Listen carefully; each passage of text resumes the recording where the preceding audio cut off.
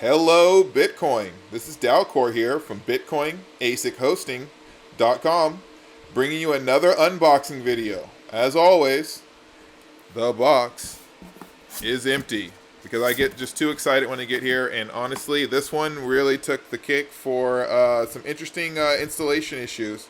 But without further ado, we have now the Dragon T1 Miner. This is one of the newer ASIC miners coming out of China. It looks like some sort of a clone using someone else's chips, and we have one running.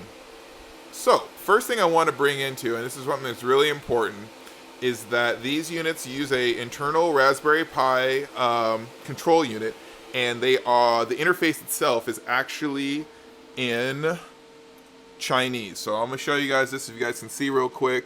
Just it's all in Chinese. I'm not going to go there and have you guys look at all my account information, but it is in Chinese. So first thing that I found is when you're setting up one of these, do set it up with Google Chrome so you can do the translate into English, because you're going to need to see that to be able to understand what buttons to push, unless you have good understanding of Chinese charactering. So that's the first thing. So this is supposed to be a let's see, it's running at 1 terahash right now. You can kind of see, I'll show you the little screen. I'm sorry about the error, but here you go. You can see what we got going on here. And let's see if we can kind of get it zoomed in. Yeah, it's kind of micro. There we go. Okay, well, if you can see that, but it says right now 1.018 terahash per second. And this is actually the LCD screen, even though it says to the front, this is actually the back of the unit. Here's where the warm air is coming out. So actually you're going to want to come around here and then focus on, put the cold air coming in on the intakes here where actually the power cord is. So minor thing, but so that's kind of the orientation. It is a much taller unit than normal, if you guys can tell. This is not quite 8U, but it seems like it's maybe 6 or 7U. So it's a very non-standard case.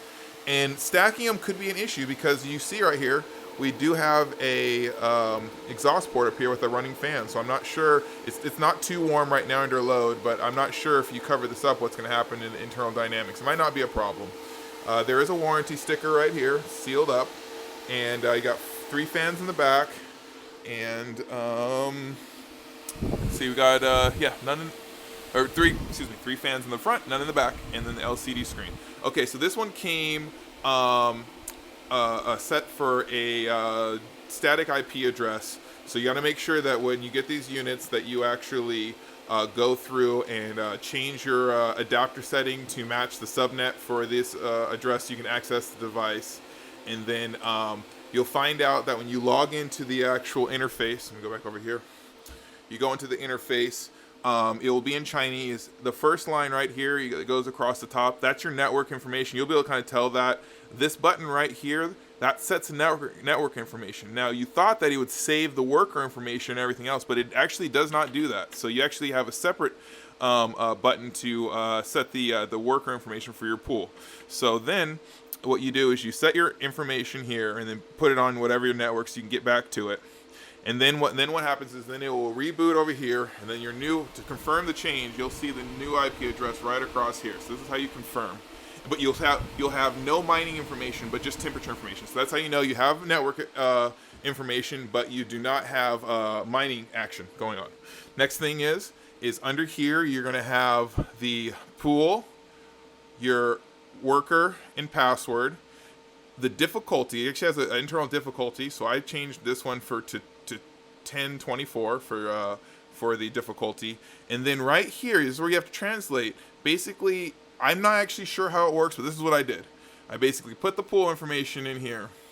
I hit this button, and it says start and close. I just hit it at close, and then basically literally turned off the machine.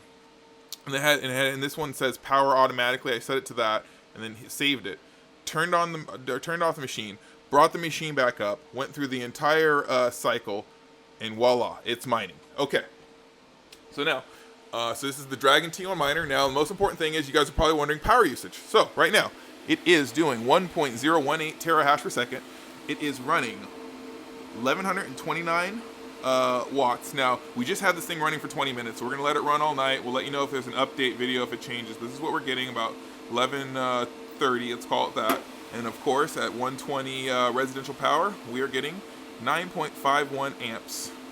And then we're here, we're doing 118 volts are coming, getting pulled out of the wall. So that's what we have going on here. This is the new Dragon T1 miner, coming with some of these new chips, and has a 1,000 watt supply, single power from the back, nothing special, no 230 or two phase. This is just single regular power supply, and yeah, it seems to work real well. We got it going. We actually have another one here, and actually another one. We're just waiting for DHL to bring the other one. We're about to set this one up right here.